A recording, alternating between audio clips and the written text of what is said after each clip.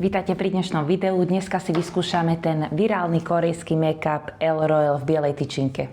Určite ste už videli videá s týmto make-upom. Je to vlastne biela tyčinka, ktorú si nanesiete na tvár a mal by sa vám prispôsobiť. Ono to ani nefunguje úplne tak, že tá biela farba by sa prispôsobila farbe vašej pleti. Funguje to na takom princípe, že tá tyčinka obsahuje také kapsulky, ktoré sú naplnené pigmentom, ktorý je v kréme. A vy tým, ako si to nanášate na pleť, tak tie kapsulky praskajú a ten pigment sa vlastne dostáva von z tých kapsulík a to vlastne tónuje ten krém a to vám vlastne spraví tú farbu toho make-upu. Tento make-up má 3 odtiene, je to light, medium a dark. Ja mám ten light odtieň, ten najsvetlejší a mám ho z Cosy Belly. Čo sa týka prípravy pleti nejak pred týmto celým, tak spravila som si len klasický hydratačnú rutinu ráno, takže nič špeciálne som si teraz na pleť nedávala. Vyskúšame teda, ako sa zafarbí ten odtieň, ako sa nanáša, aký je z neho nejaký pocit na pleti. Vyskúšame aj krycie schopnosti, aké má, čo teda budeme mať na čom testovať a vyskúšame jeho výdrž. Teraz máme nejakých 12 hodín, tak uvidíme približne tak večer okolo 7 sa pozrieme na to, ako bude ten make-up vyzerať. Tak poďme teda na to, hej, tento make-up má aj taký šteček, s ktorým sa teda odporúča rozotierať si ho, ale ja si to budem rozotierať s rukami práve kvôli tomu, že myslím, že je to lepšie kvôli tomu praskaniu práve tých kapsuliek s tým pigmentom. Ak náhodou máte tento make-up doma a zdá sa vám svetlý, lebo si ho nanášate s tým štečekom, tak skúste si ho ešte pošúchať s prstami. Možno sa vám tá farba trošička lepšie prispôsobí. Alebo teda respektíve lepšie vám zapasuje. Mám tu aj zrkadlo, skúsime ho teda priamo na tvári. Dáme si ho zatiaľ trošička menej ako na tých videách a keď tak si ho skúsime navrstviť.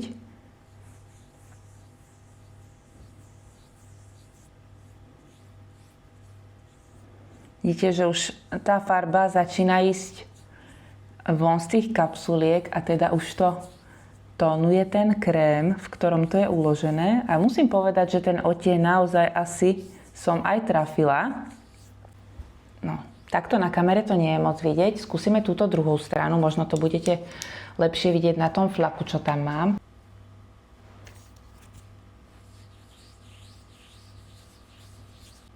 No, musím povedať, že celkom pekne to prekrylo. Pod tomto make-upu je aspoň teda na mňa určite teplý. Je trošička taký do žlta, akože minimálne, ale trošička je taký do žlta, ale môžete vidieť, že tá pleť naozaj sa po ňom tak pekne leskne. Takže to je naozaj veľké plus. A tá farba je veľmi, veľmi blízko k môjmu odtieňu. Sedí fakt veľmi dobre. Takže takto to vyzerá po nanesení jednej vrstvy. Ono trošičku môže byť problém s tým, keď si to nanášate prstami, že nemusíte úplne presne, tuto vidím, že trošku sa mi spravil taký zhluk tej farby, ale dá sa to ľahko rozotrieť, aby ste to mali tak rovnomernejšie. Skúsime ešte jednu vrstvu, ako to bude vyzerať.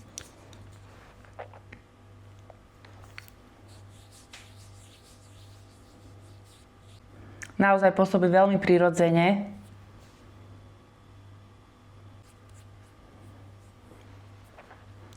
Čo sa týka krytia, tak po nanesení druhej vrstvy je určite vyššie to krytie, ale mám pocit, že trošku ako keby aj celkovo tak s tmavou uvidíme, či nebude náhodou viacej oxidovať.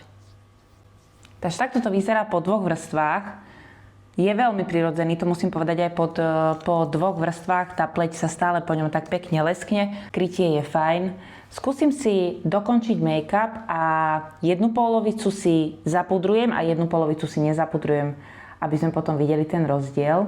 No, dokončila som si taký úplne základný make-up, takže túto stranu mám aj zapudrovanú, bronzer, líčka, všetko a táto ostáva nezapudrovaná. Takže čo sa týka pocitu na pleti, tak keď som si nanášala tú druhú vrstvu, tak začala som ten make-up tak cítiť, ako taký nános takej masnej vrstvy, ale musím povedať, že ten pocit za chvíľočku odišiel. Neviem, či to spravil ten krém, čo je v tom, že sa to nejak usadilo na tej pokožke, alebo ako to funguje, ale teraz už nemám ten pocit, je to fajn, v pohode, takže Uvidíme večer, ako ten make-up bude vyzerať.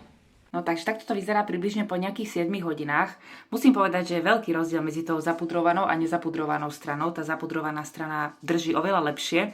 Nejak sa mi nerozbil ten make-up aj nič, drží celkom pekne. Neodporúčam 2 vrstvy, lebo vidieť ten nános, že je tam akože väčší nános toho make-upu, takže jedna vrstva je fajn, je to také prirodzené, necítim nejaký masný pocit na pleti, takže nosí sa to celkom dobre, ale asi neodporúčam 2 vrstvy.